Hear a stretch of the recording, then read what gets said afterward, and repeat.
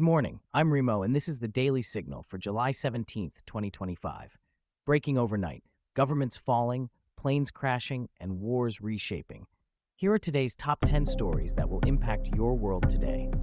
Syrian troops abandon Druze stronghold as Israel promises military protection. Air India crash investigation zeroes in on captain's fatal final decisions. Europe tells Trump, we'll arm Ukraine with or without you. Germany crushes people smuggling networks with toughest laws yet.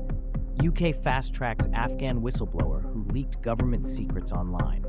Eswatini refuses Trump's migrant dumping scheme, sending deportees home. Yemen rebels lose massive Iranian weapons cache in government raid. Global baby shortage threatens economic collapse worldwide. Iceland's volcano erupts for the 12th time in 4 years. Netanyahu's government crumbles as second religious party walks out. Now let's dive into each story. Breaking from the Middle East, Syrian government forces have begun withdrawing from Swida province, and Israel just promised to protect the Druze minority living there. This isn't just troop movement, it's a potential powder keg. Here's what happened. Syrian troops started pulling back from this southern province yesterday, creating a dangerous security vacuum. The Druze community, a religious minority with deep ties to Israel, suddenly found themselves exposed. Israel's response was swift and unprecedented, a public pledge to protect them militarily. This matters because Swida sits on Israel's doorstep. Any chaos there could spill across borders. The Druze have historically served in Israel's military, creating complex loyalties.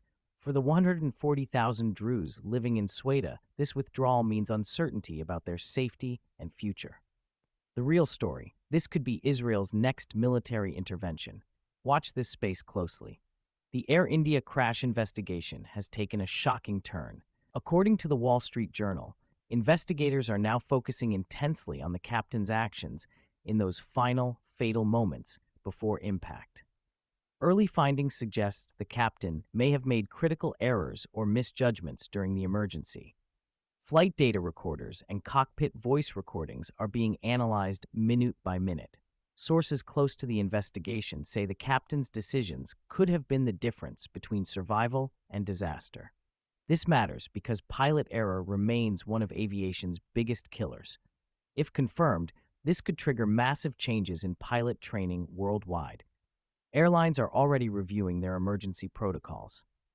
For the families of victims, this investigation offers both hope for answers and the painful reality that human error may have claimed their loved ones. The aviation industry is watching and changing based on what investigators find. Estonian Prime Minister Kaja Kallas just threw down the gauntlet to Donald Trump. Europe will keep arming Ukraine, with or without American support. This isn't diplomatic language, it's a direct challenge. Kallas made it clear that European nations are preparing to supply advanced weaponry to Ukrainian forces, regardless of any Trump administration policies. She's essentially saying Europe won't let Ukraine fall, even if America steps back. This matters because Ukraine's survival depends on Western weapons. With Trump's unpredictable stance on Ukraine, European allies are preparing to go it alone. Advanced missile systems, air defense, and artillery are all on the table. For Ukrainians fighting for their lives, this European commitment could be the difference between victory and defeat. For NATO unity, it's a test of whether the alliance can survive American policy shifts. Germany is about to unleash its toughest anti-smuggling laws ever. By year's end, human traffickers will face harsher penalties and more aggressive enforcement than ever before. The draft legislation targets every aspect of people smuggling operations, from the kingpins to the drivers. Germany is closing legal loopholes that have allowed smugglers to operate with minimal consequences. International cooperation is being strengthened to track networks across borders. This matters because Germany remains Europe's top migration destination. Stronger laws could deter the criminal networks that profit from human misery. But there's a catch. Legitimate asylum seekers may find their routes more dangerous. For migrants risking everything to reach safety, these laws could mean the difference between protection and exploitation. The challenge is stopping criminals without harming refugees. The UK government has quietly offered to fast-track the resettlement of an Afghan individual who leaked sensitive government data online. This unprecedented move reveals the complex intersection of national security and humanitarian protection. The offer aims to balance diplomatic concerns with security risks. The Afghan whistleblower exposed information that could embarrass the government, but may also have revealed important truths about policy failures. This matters because it sets a precedent for how governments handle whistleblowers seeking asylum. The UK is essentially saying some leaks are worth protecting, even if they're embarrassing. For other potential whistleblowers, this sends a mixed message: leak sensitive information, and you might get protection or prosecution. The line between heroism and treason remains dangerously thin. The small African nation of Eswatini just delivered a stunning rebuke to Trump's deportation strategy. They're sending back migrants that the U.S. dumped on them under the new third country deportation policy. Here's what happened. Trump's administration flew 5 deportees with criminal histories from Vietnam, Jamaica, Laos, Cuba, and Yemen to Eswatini. The tiny southern African nation said, "No thanks," and is preparing to repatriate them to their home countries. This matters because it exposes the flaws in Trump's strategy of using third countries as deportation destinations. If small nations like Eswatini can reject these policies, the entire approach may collapse. For the deportees themselves, this creates a dangerous limbo. They're unwanted in America, rejected by Eswatini, and may face persecution in their home countries. Human rights groups are calling this a crisis of international responsibility. Yemen's government forces just claimed their biggest victory yet, capturing tons of Iranian-supplied weapons from Houthi rebels. This massive seizure could shift the balance in Yemen's devastating civil war. The weapons cache reportedly includes advanced missiles, artillery, and small arms, all supplied by Iran to support the Houthis. Government forces allied with the internationally recognized government made the capture during a major offensive. This matters because Iran's weapons supplies have kept the Houthis fighting for years. Cutting off these arms could weaken the rebels significantly, but it also risks escalating the conflict as Iran seeks to replace the lost weapons. For Yemen's civilians, this could mean either hope for peace or an intensification of fighting. The country has already suffered one of the world's worst humanitarian crises. Any change in the military balance affects millions of lives. The world is facing an unprecedented demographic crisis. Not enough babies are being born to sustain our economies and societies. This isn't just a statistic, it's an economic time bomb.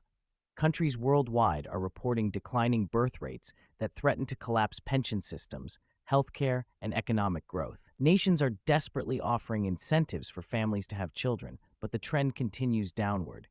This matters because aging populations need young workers to support them. Without enough babies today, we face massive labor shortages, economic stagnation, and social welfare collapse in the coming decades. For young adults today, this means increased pressure to have children while facing economic uncertainty. Immigration may become the only solution, but that creates its own political tensions. The demographic winter is here, and no one knows how to stop it. Iceland's volcanic system has erupted for the 12th time in just 4 years, creating a spectacular display of nature's power. While beautiful, this constant activity raises serious concerns about long-term impacts. The latest eruption is producing dramatic lava flows and ash clouds that are drawing tourists from around the world. Authorities are monitoring for hazards while managing the influx of visitors eager to witness the spectacle safely. This matters because Iceland's volcanic activity affects more than just the island. Major eruptions can disrupt air travel across Europe and impact global weather patterns. The frequency of eruptions is unusual and concerning to scientists. For Icelanders, this means living with constant geological uncertainty. Tourism provides economic benefits, but the risks to communities near volcanic zones are real. The balance between natural wonder and natural disaster is delicate. Israeli Prime Minister Benjamin Netanyahu just suffered another devastating blow. A second Haredi party has quit his coalition government. This political earthquake could topple one of Israel's longest-serving leaders. The ultra-Orthodox party's departure follows growing tensions over religious policies and military service exemptions. Netanyahu's parliamentary majority is now hanging by a thread, making governance nearly impossible. This matters because political instability in Israel affects regional security decisions. With tensions rising in Gaza, Lebanon, and now Syria's Druze regions, Israel needs stable leadership. A government collapse could paralyze critical security decisions. For Israelis, this means potential new elections and continued political chaos. Social services could be delayed, and the country's response to regional threats may be compromised. Netanyahu's political survival is now uncertain. Looking at today's stories, three critical patterns emerge that will shape your world. First, the collapse of traditional alliances. From Europe breaking with Trump on Ukraine to Eswatini rejecting U.S. deportations, old partnerships are fracturing. Countries are going it alone, creating a more dangerous, unpredictable world. Second, the demographic crisis is accelerating. The global baby shortage isn't just statistics, it's reshaping migration policies, economic strategies, and social structures. The countries that solve this first will dominate the future. Third, Middle Eastern instability is spreading. Syria's withdrawal from Sweden, Yemen's weapons seizures, and Israel's government crisis are all connected. Regional power vacuums are creating new threats and opportunities. Here's what this means for you. Expect more expensive goods as supply chains fracture. Prepare for labor shortages in key industries, and watch for immigration policies to shift dramatically as countries compete for young workers. The old world order is dying. What replaces it depends on decisions being made right now in capitals across the globe.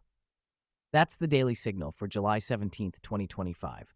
I'm Remo. Stay informed, stay engaged, and we'll see you tomorrow with the stories that matter most.